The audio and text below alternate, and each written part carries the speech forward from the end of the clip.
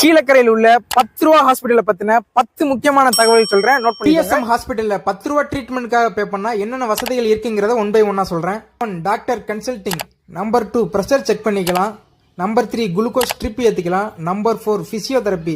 உங்க உடம்புல ஏதாவது அடிபட்டு இருந்துச்சுன்னா அந்த சரி பண்றதுக்கான பிசியோதெரப்பி. Number 5 injection.